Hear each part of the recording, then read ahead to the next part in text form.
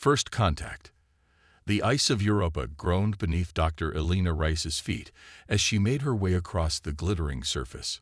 Jupiter's massive form dominated half the sky, its swirling storms visible even from this distance. 6 months into her 3-year assignment at Research Station Galileo, Elena still paused each morning to take in the view. No matter how many times she saw it, the sight never failed to humble her. "Dr. Rice, we're picking up that signal again." Commander Davis's voice crackled through her helmet comm. "It's stronger this time." Elena quickened her pace toward the research dome. For 2 weeks, their instruments had detected an unusual energy signature coming from somewhere beneath the ice. Most of the team had written it off as geological activity or instrument error, but Elena wasn't convinced. "On my way," she replied, her breath fogging her helmet slightly. As the station's senior xenolinguist, she'd been brought to Europa to study potential communication patterns in any microbial life they might discover in the subsurface ocean. So far, they'd found nothing. But this signal, if it was a signal, didn't match any natural phenomenon they'd ever recorded. Inside the dome, the research team huddled around the monitoring equipment. Dr. Tanaka, the team's physicist, looked up as Elena entered. "It's pulsing in a consistent pattern now," he said, pointing to the waveform on his screen. "Binary sequences, repeating every 47 seconds. Elena removed her helmet and leaned in to study the display. The hairs on her arms stood up. "That's not random," she whispered. "And it's not geological." Commander Davis frowned. "You're saying it's artificial?" "There's nothing down there but water and rock." "Something's generating this pattern," Elena insisted. "And whatever it is, it's becoming more active." 3 days later, the drilling began. Earth authorities had fast-tracked their request to explore the source of the signal, supplying them with specialized equipment designed to penetrate Europa's thick ice shell without contaminating the environment below. Elena stood at the edge of the drill site, watching as the thermal drill melted its way downward, leaving a perfectly cylindrical tunnel in its wake. 20 meters to projected source, reported the drill operator. 19, 18. Elena's heart raced. 6 years of specialized training, 2 doctorates, and countless hours studying theoretical extraterrestrial communication patterns had led to this moment. Whatever waited below, she was humanity's best hope for understanding it. 5 meters. 4. 3. "We've reached a cavity," the operator announced. The team lowered cameras into the newly discovered space. The feed showed a small chamber, perhaps 5 meters across, encased entirely in ice, and at its center, suspended as if floating, was an object that immediately silenced everyone in the control room. It was roughly spherical, about the size of a basketball, with a surface that seemed to shift between solid and liquid states. Patterns of light moved across it in complex, hypnotic sequences. It was undeniably artificial. "My God," whispered Commander Davis. "What is that?" Elena couldn't tear her eyes away from the screen. "It's what's been calling to us." The retrieval operation took hours of painstakingly careful work. They widened the access shaft and sent down a collection team in environmental suits. Elena insisted on going with them, despite the commander's objections. As they entered the ice chamber, the object's pulsing intensified. "It's responding to our presence," Elena said through her comm. She approached slowly, instruments recording every moment. The object's surface rippled as if acknowledging her. Dr. Rice, maintained safe distance, warned Commander Davis from the surface. But Elena couldn't stop herself from moving closer. The patterns on the object's surface reminded her of language, complex, fluid, but with distinct recursive elements. She raised her hand toward it, not quite touching. "I'm here," she whispered, though she knew the object couldn't hear her through her suit. "We received your message." The chamber suddenly filled with brilliant light. The object rose from its position, hovering at eye level with Elena. The team backed away, but she remained still, transfixed. The surface of the sphere transformed, becoming transparent, revealing intricate mechanisms within, technology beyond human understanding. "Dr. Rice, evacuate now." Commander Davis's voice was urgent in her ear, but Alina couldn't move. A beam of light extended from the sphere, touching her helmet visor. In that instant, Alina felt a presence enter her mind. Vast, ancient, curious. Instinctively, she opened her thoughts to it, drawing on her training in cognitive linguistics. Instead of words, she projected concepts: greeting, curiosity, peace. The presence responded, not with language but with sensations and images. Stars being born, civilizations rising and falling, the slow dance of galaxies. Alina gasped at the flood of information, struggling to process even a fraction of what was being shared. Then, as suddenly as it had begun, the connection broke. Alina staggered backward, caught by one of her teammates before she could fall. The sphere diminished its light, settling back to a gentle pulse. "What happened? Are you all right?" asked Dr. Tanaka, supporting her. Alina nodded, unable to speak for a moment. When she finally found her voice, it shook with awe. "It communicated with me. It's alive, conscious." Back at the research station, after medical scans confirmed she was unharmed, Alina tried to explain what she had experienced. The senior staff gathered in the conference room, faces tense with a mixture of excitement and fear. "It's not just a machine," she said. "It's a vessel, containing the consciousness of a being. An ancient one. It called itself Zephyr, though that's just my mind's translation of a concept it shared." Commander Davis leaned forward. "What does it want?" "To observe. To communicate. It's been dormant for..." Alina struggled for the right words. "Millions of years, at least. It was placed here as a sentinel, I think, waiting for intelligent life to evolve in this system." Dr. Mackenzie, the station's biologist, shook his head in disbelief. "If what you're saying is true, this is the most significant discovery in human history." "I know how it sounds," Alina admitted, "but I spent my career studying communication, preparing for a moment like this. What I experienced wasn't hallucination or misinterpretation. Zephyr is real, and it's been waiting for us." The sphere, now secured in a containment field in the station's laboratory, continued its rhythmic pulsing. Over the next few days, Alina spent every waking hour with it, gradually establishing a more structured form of communication. She learned to interpret the patterns of light, discovering they corresponded to a mathematical language of remarkable complexity. "It comes from a civilization that evolved billions of years ago," she explained to her colleagues during a briefing. "They called themselves the Primarchs. Again, that's my approximation. They were among the first intelligent species in our galaxy." "Where are they now?" asked Commander Davis. Alina's expression grew somber. "Gone. Most transcended physical form and left this plane of existence. Zephyr is one of the few who chose to remain, preserving their knowledge and watching over younger species." Word of the discovery reached Earth, and the political machine sprang into action. Within days, military vessels were dispatched to Europa, carrying specialized personnel and equipment. Alina watched with growing unease as her pure research mission transformed into something else entirely.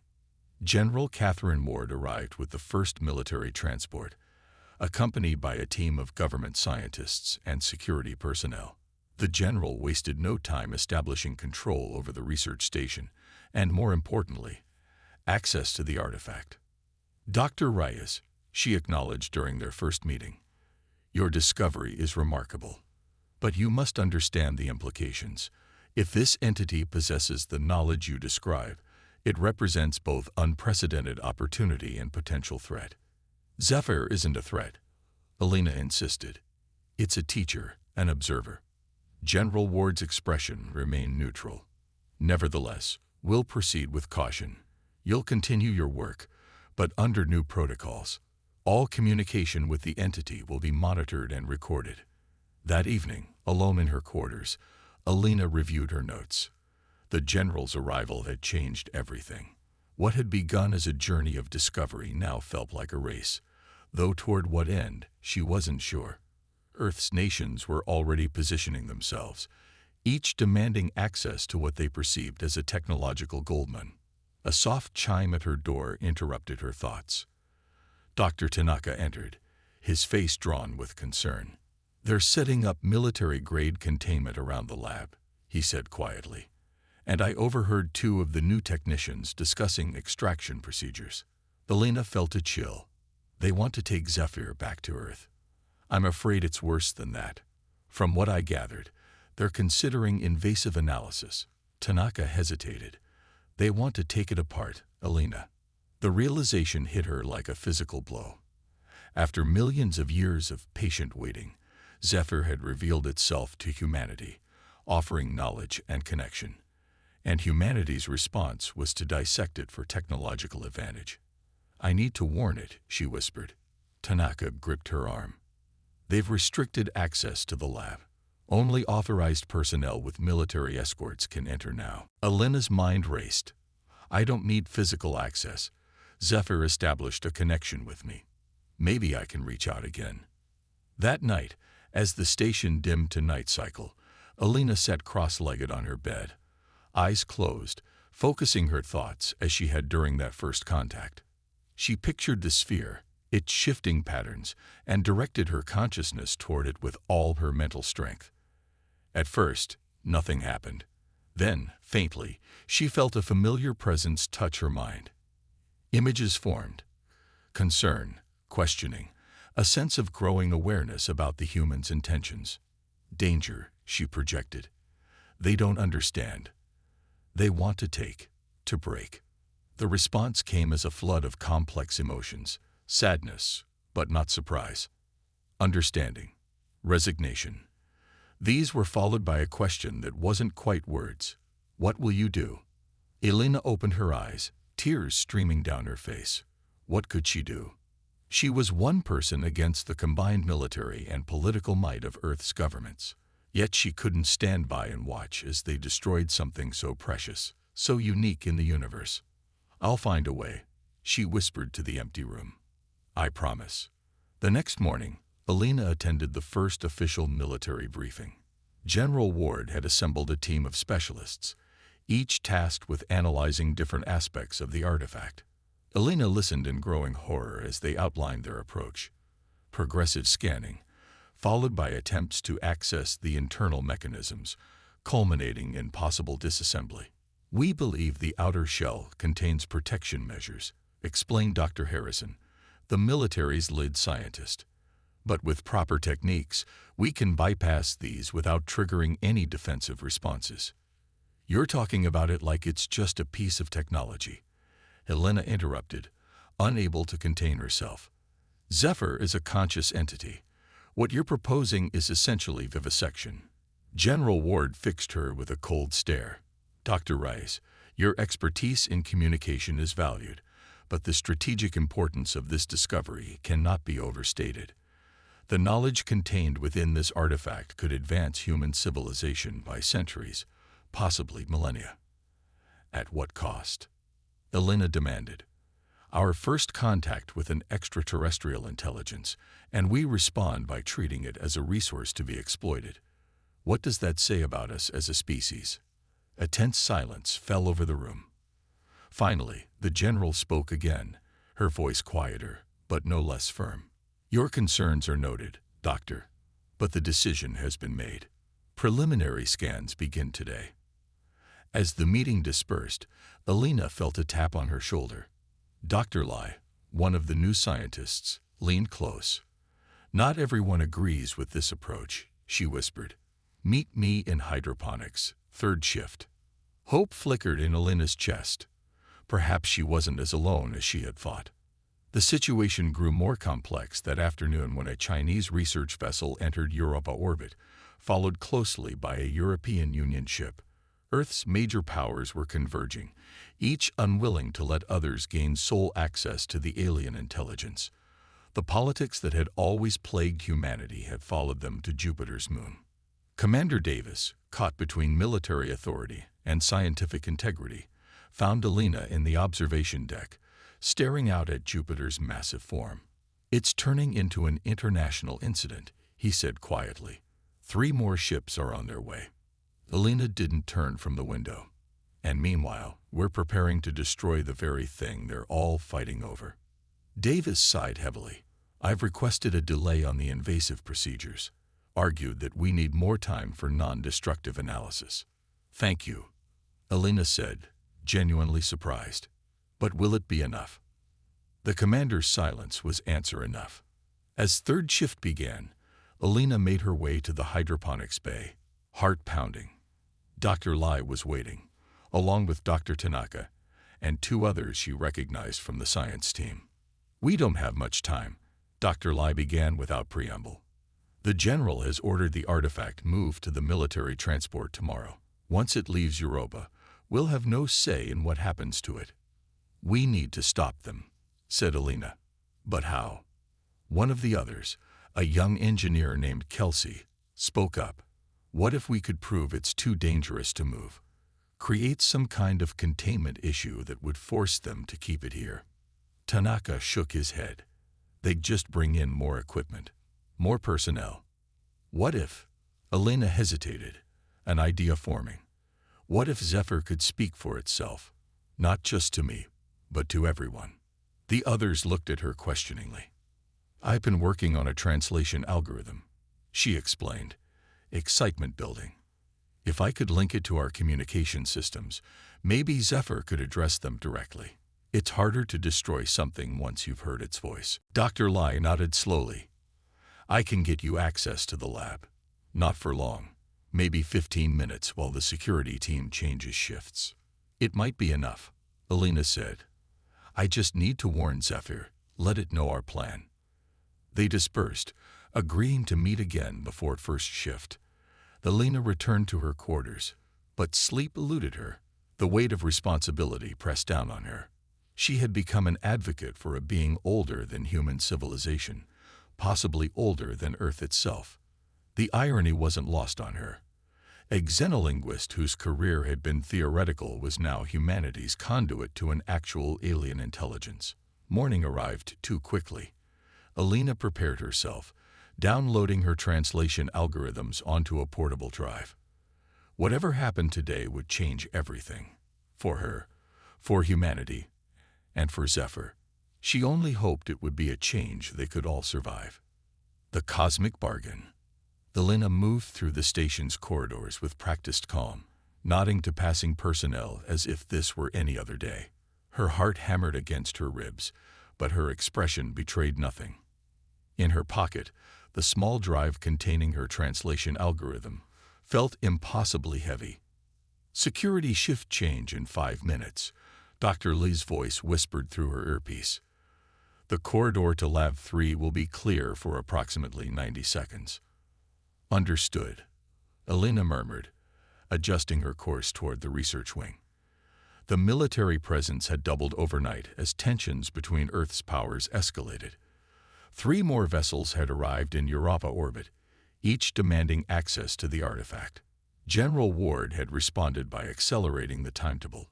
Zephyr would be transported to the military ship within hours, not days. Alina rounded the corner just as the security team left their post, replaced moments later by fresh guards, heading in from the opposite direction. She slipped through the narrow window of opportunity, using Dr. Lei's access code to enter the lab. Inside, Zephyr pulsed gently within its containment field.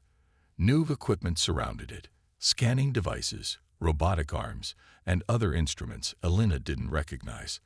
The sight made her stomach clench. "I don't have much time," she whispered, approaching the sphere. She connected her drive to the lab's main console and initiated her program. "I'm going to help you speak to everyone, not just me. It might be our only chance." The sphere's pulsing intensified, patterns shifting more rapidly across its surface. Alina felt the familiar touch against her mind, stronger than before. Understanding, gratitude, and something else, a warning. Images flashed in her consciousness, stars blinking out, a darkness spreading between galaxies, a sense of imminent danger. Elena gasped, gripping the console for support. "What are you trying to tell me?" she whispered. The door hissed open behind her. Elena spun to find General Ward standing in the entrance, flanked by 2 security officers. "Dr. Reyes," the general said coldly, "you're not authorized to be here." Elena straightened, fighting to keep her voice steady. "General, there's something you need to know. Zephyr isn't just a repository of ancient knowledge. It's trying to warn us about something." "Step away from the console, Doctor." The general nodded to her guards, who moved forward to flank Elena. "Please, just listen," Elena said desperately. Zephyr chose to reveal itself now, after millions of years, for a reason. There's a threat coming, something its civilization encountered long ago. General Ward's expression didn't change. More reason to secure the artifact and extract its information properly, not through your improvised methods. As the guards took Elena's arms, the lights in the lab flickered. The containment field around Zephyr wavered momentarily, then stabilized. All eyes turned to the sphere, which now pulsed with an intensity that filled the room with shifting patterns of light. The console behind Elena activated on its own, her translation program running without her input. A voice emerged from the lab's speakers, neither male nor female, with harmonics that seemed impossible for the human vocal range. "I have waited long enough," said Zephyr. "Now I must speak." General Ward's hand moved to her sidearm, but she didn't draw it. "What is this?" "I am Zephyr, guardian of the memory of the Primarchs," the voice continued. "I was placed here to observe the evolution of intelligence in this system and to provide warning when the cycle returns." Elena's translation algorithm struggled to keep pace, occasionally replacing complex concepts with simpler approximations, but the essence came through clearly enough. "Cycle?" the general asked, caution temporarily overriding her suspicion. "What cycle?" The lights dimmed as more power was diverted to the console. On screens around the lab, images appeared. Star maps, celestial bodies, mathematical equations beyond current human understanding. "The universe breathes," explained Zephyr, "in cycles spanning billions of your years, and with each exhalation comes the void heralds." The screens showed what appeared to be massive structures moving between stars, artificial constructs larger than planets, with geometries that hurt the eye to follow. "They harvest evolved consciousness to feed the cosmic entropy that spawned them," Zephyr continued. "They have done so since before my kind achieved awareness. They will come here soon." A heavy silence fell over the lab. Even General Ward seemed momentarily at a loss for words. Elena stepped forward, breaking free from the distracted guards. "This is what you were trying to show me," she said softly. "The real reason you awaken now." "Yes," confirmed Zephyr. "Your species has reached the threshold. Your electromagnetic emissions have been detected. You are now visible to them." General Ward recovered her composure. "If what you're saying is true, then we need your technology more than ever." "Weapons, defenses." "No," interrupted Zephyr, its voice taking on a harder edge. "That approach failed my creators. The heralds cannot be defeated through conventional warfare. They are entropy embodied." Alarms suddenly blared throughout the station. Commander Davis's voice came over the intercom. "All personnel to emergency stations. Unidentified objects approaching from Jupiter's shadow." "They're not responding to hails." Elena felt a chill run through her body. "They're here already." "But you said soon." "Soon in cosmic terms," replied Zephyr. "For beings that measure time in millions of years, soon could mean tomorrow or a century from now." The door to the lab slid open again as Commander Davis rushed in, his face pale. "General, we have 5 objects on approach, each approximately the size of our moon. They're accelerating toward Europa." "Void Herald scouts," said Zephyr. "The vanguard." General Ward's military discipline took over. "Battle stations. Alert the other vessels in orbit. We need to coordinate defense." "You cannot fight them," Zephyr insisted. "Not in this way." Elena stepped between the general and the exit. "Wait. Listen to it. If weapons won't work, We need to understand what will. For a tense moment, Alina thought the general might simply push past her. Instead, Ward turned back to face the pulsing sphere. You have 2 minutes to explain a better option. The patterns on Zephyr's surface shifted to a deep blue.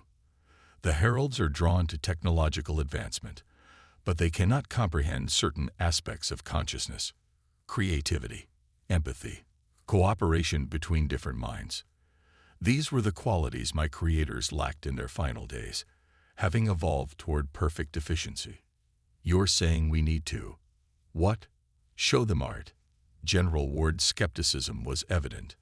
I am saying, Zephyr replied, that I can help you demonstrate that humanity represents a different path of evolution, one the heralds have not encountered before. But to do so, I must connect with many human minds simultaneously. Alina understood immediately. A larger version of the connection you establish with me. Yes, but it requires trust. I must be free of constraints to extend my consciousness fully. General Ward shook her head firmly. Out of the question. We have no way to verify your intentions. The station shuddered as something impacted the ice above them. Warning lights flashed across the command console. Direct hit to the surface, reported Commander Davis, checking his tablet. The Chinese vessel is reporting similar impacts. Whatever these objects are, they're firing on us. Alina made a decision. Before anyone could stop her, she stepped forward and deactivated the containment field around Zephyr. Dr. Reyes, shouted General Ward, drawing her weapon. But the sphere didn't attack or try to escape. Instead, it hovered in place, its surface becoming more transparent, revealing intricate internal structures that shifted and realigned themselves. I offer a bargain, said Zephyr, its voice now coming directly from the sphere rather than through the speakers. I will help defend your kind from the heralds. In exchange, you will allow me to complete my purpose, to teach and guide your species toward joining the cosmic community of minds. Another impact rocked the station, stronger this time. Emergency lights activated as main power fluctuated. We're running out of time, General, urged Alina. General Ward's expression was unreadable as she weighed impossible options. The fate of humanity potentially rested on her decision. Trust an alien entity they barely understood, or face an enemy they couldn't hope to defeat. What exactly are you proposing to do? She finally asked Zephyr. A demonstration of humanity's unique qualities, replied the ancient consciousness. Broadcast through me to a scale the heralds cannot ignore. But it requires many minds linked together. How many? All who are willing, across your planet and beyond. The more diverse the perspectives, the stronger the message. Commander Davis looked up from his tablet. We have global communications capability through the Deep Space Network. If other nations cooperate, we could establish the necessary connections within hours. General Ward holstered her weapon. Commander, contact Earth Central Command. Explain the situation and request emergency global broadcast access. She turned to Alina. Dr. Reyes, you've communicated with this entity more than anyone. I'm placing you in charge of coordinating whatever this demonstration is supposed to be. Relief flooded through Alina. Thank you, General. Don't thank me yet, Ward replied grimly. If this fails, we may have just accelerated humanity's extinction. The next 12 hours passed in a blur of activity. As the Void Herald scouts established orbit around Europa, more of their kind emerged from Jupiter's shadow. The station became the center of a frantic diplomatic effort as Earth's nations set aside their differences in the face of existential threat. Alina worked tirelessly with Zephyr, refining their understanding of what would be required. The ancient consciousness explained that the heralds operated on principles that transcended physical laws as humans understood them. They were as much conceptual as material, patterns of anti-life that sought to unravel complexity. They cannot comprehend art that serves no evolutionary purpose, Zephyr explained as Alina helped connect it to the station's communication array. They cannot understand sacrifice for others, or cooperation between different species. These are the weapons we must use. But how do we weaponize art and empathy against something that size? Asked Alina, gesturing toward the view screen where one of the Herald Scouts loomed. A massive construct of impossible geometries that seemed to absorb rather than reflect light. Scale, replied Zephyr simply. Billions of minds thinking as one, yet maintaining individual perspective. A harmony the Heralds have never encountered. By the 18th hour, the preparations were complete. Communication systems worldwide had been aligned to Zephyr's specifications. People across Earth gathered around screens and interfaces, waiting for instructions on how they could help fight an enemy most still didn't fully comprehend. In the station's main control room, Alina stood beside General Ward as final checks were completed. The general had aged visibly in the past day. The weight of command itched into her features. "You understand what's at stake," Ward said quietly. It wasn't a question. Alina nodded. "If we fail, the Heralds will strip our system of all advanced life, just as they've done to countless others. But if we succeed, we prove humanity deserves its place among the stars," finished the general. Commander Davis approached them. "We're ready. Global participation is estimated at 83% of connected populations. The remaining ships in Europa orbit are standing by." General Ward took a deep breath. "Dr. Reyes, give the command when ready." Alina turned to where Zephyr hovered at the center of a newly constructed amplification array. The sphere pulsed with anticipation, its patterns shifting faster than the human eye could follow. "Begin," she said simply. Zephyr's form expanded, light pouring from its core in waves that passed through solid matter as if it wasn't there. The control room filled with patterns that danced across every surface, each containing complex information that bypassed normal sensory channels and connected directly with consciousness. Alina felt the touch of Zephyr's mind against hers, but this time it wasn't alone. Other minds joined the connection. First dozens, then hundreds, thousands, millions, billions. Humanity's collective consciousness focused through Zephyr's ancient wisdom, creating something entirely new. Through the vast network of minds, Alina sensed the Herald's confusion. These enormous entities had encountered countless civilizations, all following predictable patterns of technological development and eventual self-destruction. But humanity presented something different. A chaotic, contradictory species that created art for its own sake, valued diversity over efficiency, and cooperated despite their differences. The Heralds probed this strange collective, seeking weaknesses, attempting to categorize and dismantle it according to patterns that had always worked before. But humanity refused to be categorized. Each mind contributed its unique perspective. Musicians sharing harmony, scientists offering discovery, children providing wonder, elders giving wisdom. Alina found herself at a critical junction in the network, helping to balance the flow of consciousness between Zephyr and humanity. Through their connection, she experienced fragments of countless lives.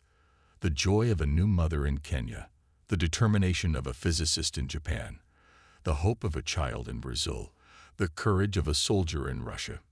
Billions of stories interwoven into a tapestry the Heralds couldn't unravel. Hours passed in what felt like moments.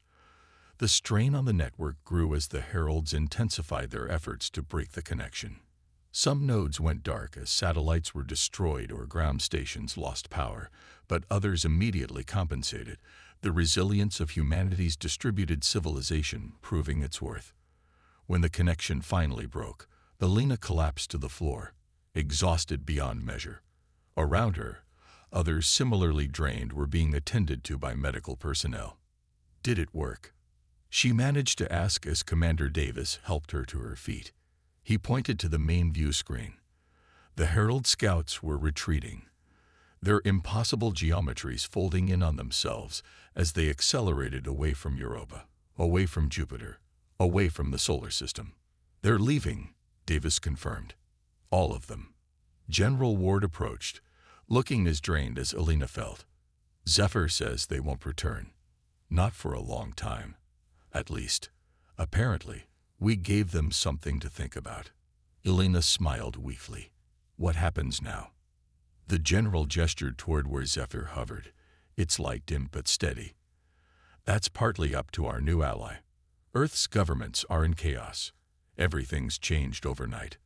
Knowledge that we're not alone, that we were nearly wiped out by something beyond our comprehension. It's going to take time to process. But we did it together, Elena said. That has to count for something. In the days that followed, as Elena recovered her strength, humanity began the difficult process of adaptation.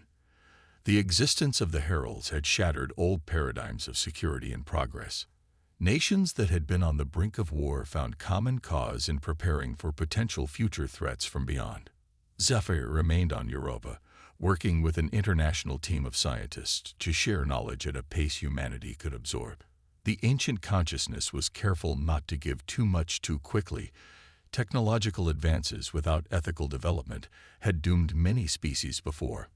1 month after what was now called the Harmony Defense, Elena sat with Zephyr in a newly constructed communication chamber. The sphere's patterns had slowed to a peaceful rhythm that she had come to associate with contentment. "You knew, didn't you?" she asked. "You knew the Heralds were coming when you first revealed yourself to me." "Yes," admitted Zephyr. "But knowing and believing are different things.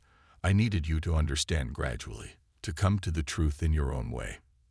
Elena considered this. What would you have done if we hadn't listened? If we had tried to take you apart instead? Zephyr's light dimmed slightly. There were contingencies, but they would have been less optimal for all involved. And now, what happens over the next 100 years? The next 1,000? Now, said Zephyr, humanity joins the conversation that has been ongoing since the first civilizations evolved in this galaxy. You are young, but you have proven yourselves worthy of inclusion. Are there others like you? Other guardians watching over other species? Many, confirmed Zephyr. Some will reveal themselves in time, now that humanity has demonstrated its potential. The cosmic community grows slowly, but it grows. Elena smiled, thinking of all that had changed in such a short time. The nations of Earth, once divided by trivial differences, were now united in purpose. The first joint mission to Saturn was already being planned, with similar cooperative efforts targeting the outer planets and beyond. We still fight among ourselves, she noted. We're still flawed in so many ways. Perfect harmony is stagnation, replied Zephyr. Your conflicts resolved peacefully, drive innovation and growth. The Primarchs achieved perfect unity, and it led to their downfall. They could not adapt when the Heralds first appeared. A soft chime indicated that their session was ending. Elena had other responsibilities now. As humanity's first officially recognized xenolinguist, she would be leaving for Earth the next day to help establish a global communication protocol for potential future contacts. Will you be here when I return? She asked, suddenly uncertain. Zephyr's light brightened. I have waited millions of years to fulfill my purpose. I will not leave when that purpose is just beginning to bear fruit. As Elena prepared to depart, she took one last look through the observation dome at Jupiter's massive form. Somewhere out there, beyond the limits of human exploration, other intelligences waited. Some benevolent like Zephyr, others perhaps more like the Heralds.